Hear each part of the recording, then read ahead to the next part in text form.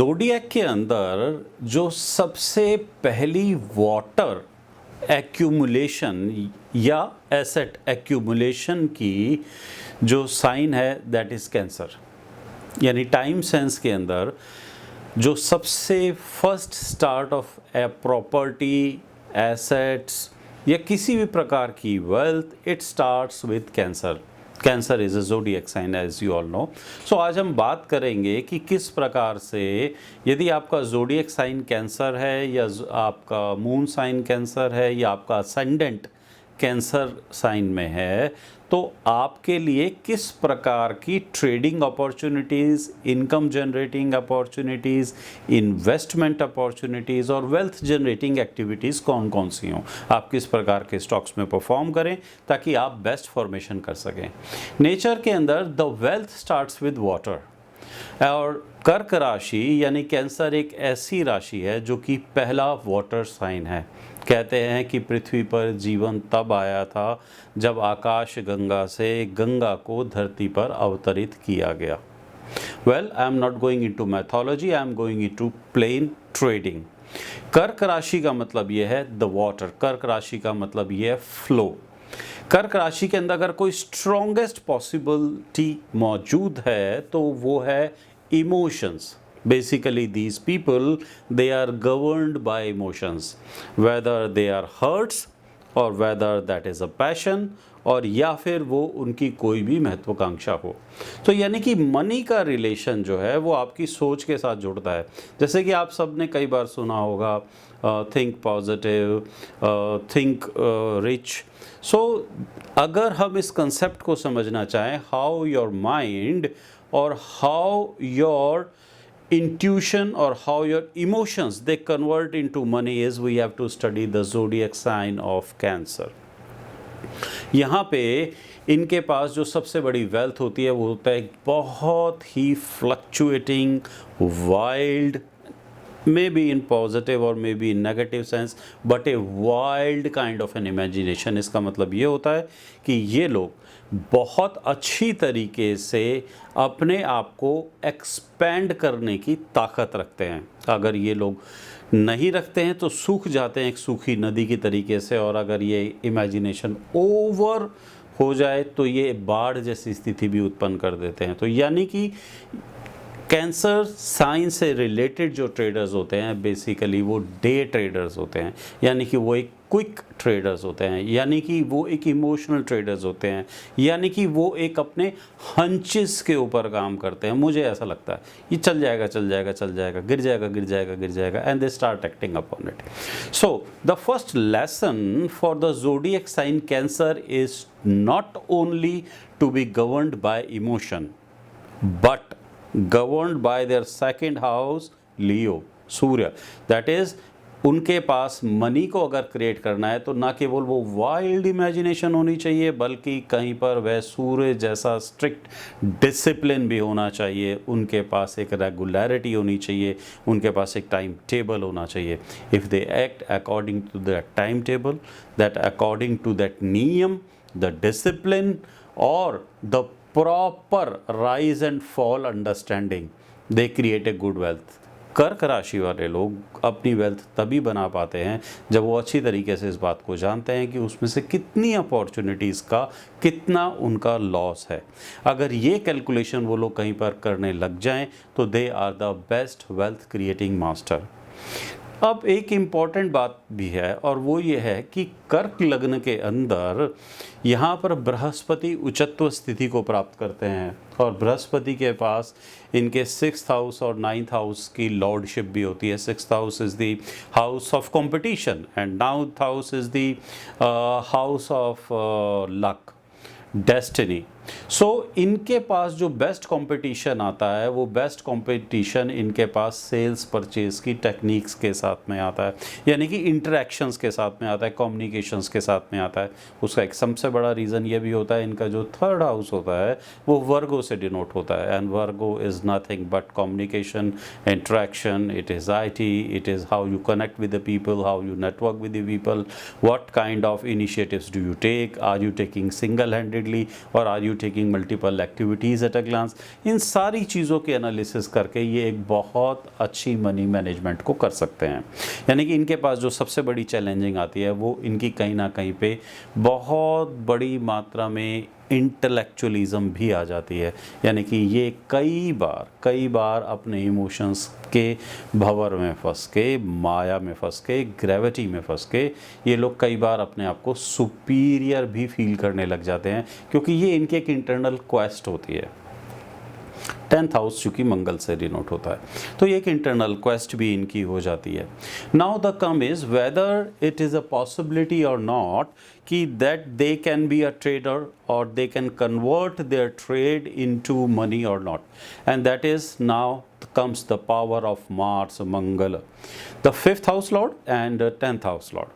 यानी कि ये अपनी एजुकेशन को, अपनी क्रिएटिविटी को, अपनी स्किल को, अपने पैशन को कहीं ना कहीं अपने वर्क में कन्वर्ट कर सकते हैं। But they lack emotion, they sometimes they may lack courage, but they can. That means what they need is they need the regular practice. So इनके लिए जो सबसे बड़ी चैलेंजिंग्स होती हैं वो रेगुलरिटी होती है।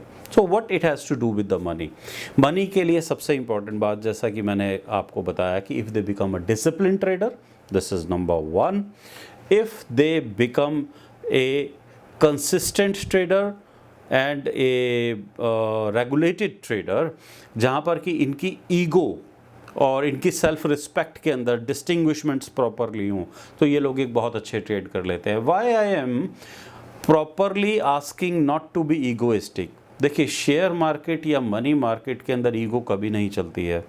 मैंने स्टॉक ले लिया, स्टॉक लेने के बाद नहीं मैंने ले लिया चल जाएगा। No, your ego don't work. Ego has nothing to do with you. आपके 100 शेयर, 1000 शेयर, 5000, 10,000 शेयर लेने से शेयर बाज़ार को कोई फ़र्क नहीं पड़ता। आपकी कितनी ही बड़ी क्वांटिटी हो, बाज़ार उसको ओवररूल कर सकता है, because this is the market which is played by the best of the minds. ये वो मार्केट है जिसके अंदर बैंक्स ऑपरेट करते हैं, गवर्नमेंट्स ऑपरेट करती हैं, and so many of the economical indicators are there. So you should not be egoistic about it. जो इस लगन के लिए, ज़ोडिएक साइन या मून साइन के लिए सबसे बड़ा चैलेंज होता है। ये हम सबको इसके अंदर कई बार चुनाव करना पड़ता है कि हम किस प्रकार से फास्ट एक्टिंग शेयर्स के अंदर या लॉन्ग टर्म इन्वेस्टमेंट्स में, यानी शॉर्ट टर्म्स और लॉन्ग टर्म्स के बीच में संतुलन किस तरीके से बनाएंगे। और यही सेम घटना या यही सेम परिस्थिति इन लोगों के सामने सबसे ज़्यादा आती है।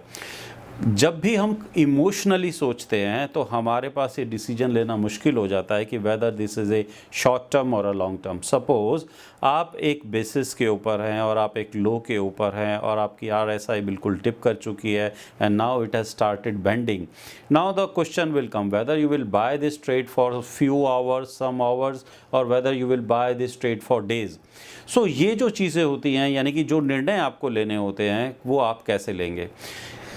क्या अब आप जब आपका शेयर बढ़ने लग जाएगा या आप जिस कमोडिटी में आगे जाने लग जाएंगे, उस कमोडिटी को, प्रॉफिट्स को आप सस्टेन कर पाएंगे? क्या आप उस नफ़े को हजम कर सकते हैं, यानी कि आप सस्टेन्ड रह सकते हैं? क्या आपके इमोशंस आपके इतने कंट्रोल में हैं, यू लेट योर बेट्स गो, आप अपने जीती हुई बाजी को चलने दे सकते हैं? क्या आपके अंदर इतना पेशेंस है कि आप उसको जीतने देंगे, या आप फोमो से ग्रसित हो जाएंगे, फियर ऑफ मिसिंग आउट के साथ में? So this is the biggest challenge which this zodiac sign Cancer meets with.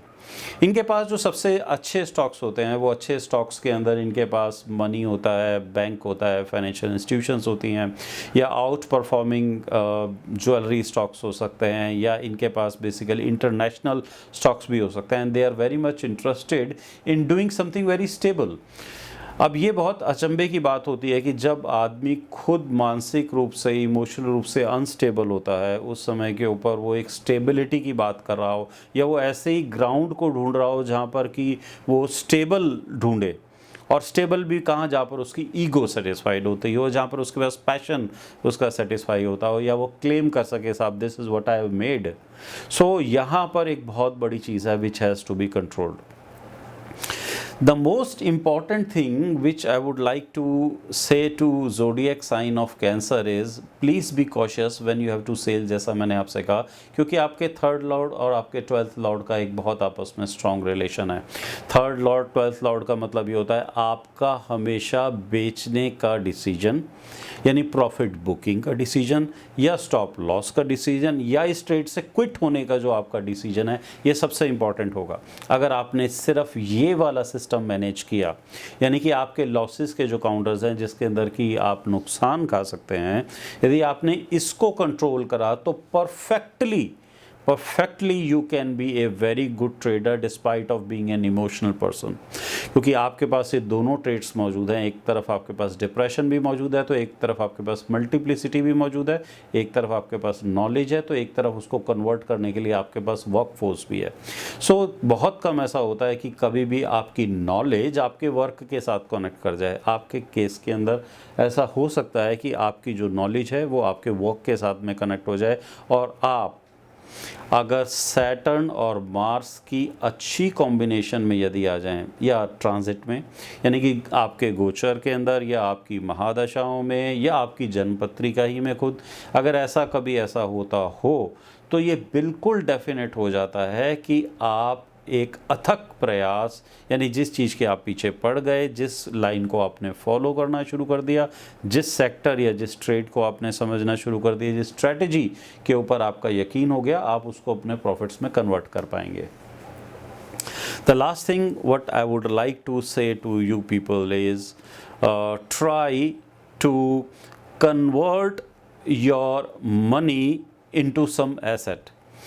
आप ऐसा कभी भी मत करिए कि आप अपना पूरा पैसा लिक्विडेशन के अंदर रखिए। हमेशा ट्राई करिए कि आप उसको लॉन्ग टर्म वेल्थ क्रिएशन की अपॉर्चुनिटी के साथ में छोड़िए, क्योंकि आपके लिए सेविंग्स करने के लिए ये सबसे बड़ी चीज़ है। जैसा कि मैंने आपको कहा था कि अगर आप इन्वेस्टमेंट्स या खर्च या एक्सपेंडिचर सेल्स के माध्यम से गड़बड़ा सकते हैं, तो उसी तरीके से मैं आपको कह सकता हूं कि आपके लिए इस लिक्विड कैश को हैंडलिंग करना थोड़ा सा मुश्किल होता है।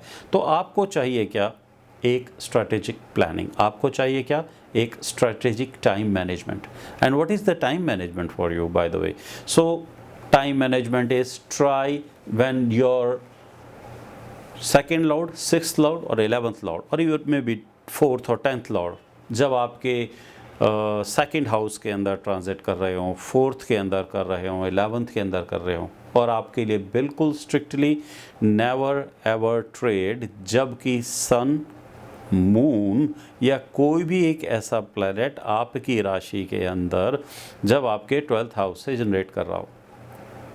The last thing for the Cancer people I want to say is basically चंद्र को ग्रहण लगता है, और चंद्र को ग्रहण लगता है राहु और केतु के साथ में। यानी कि जब भी कभी ग्रहण के दिन आए, यानी कि जब भी कभी मून अपनी एक्सॉल्टेशंस के ऊपर पहुँचे या डेब्लिशंस के ऊपर पहुँचे, या कभी उसके अंदर वैक्सिंग और वेनिंग मून्स लास्ट में पहुँचे, जिसे हम सरल भाषा में अमावस या पूर्णिमा कहते हैं, तो अगर उन तिथियों के ऊपर आप कोई निर्णय ले रहे हैं तो please be watchful about it, because moon की जो ये वैक्सिंग और वेनिंग स्थिति है, एपेजी या अपोक्जी जो है, या फिर वो डिक्लिनेशंस हैं, वो आपके लिए बहुत महत्व करती हैं। And suddenly when I use the word declination, मैं आपको ये भी सजेस्ट करूँगा, if you believe in time trading, the best declination power of you is when moon is inclining. So उस समय के ऊपर मार्केट के अंदर नेचुरल वोटैलिटी भी होती है, और उस समय के ऊपर नेचुरली आपके अंदर एक इंस्टिंक्ट भी होती है। तो आप उस इंस्टिंक्ट का फ़ायदा लेके, उस नेचुरल ट्रेट का फ़ायदा लेके, you can flow with the swing. आप उसी बहाव में बहकर अपने आप को एक बहुत अच्छा वॉल्यूमस और एक अच्छा ट्रेडर या इन्वेस्टर बना सकते हैं, and you can accumulate that wealth also. So this is what is the time sense of zodiac Cancer sign. Next we will talk about Leo. Do watch that also for understanding, and please do like, share, comment my videos. Thank you. इसी प्रकार सफलता को प्राप्त करने के लिए आप join कर सकते हैं हमें, आचार्य अनुज एस्ट्रो टेक्निकल एनालिस्ट।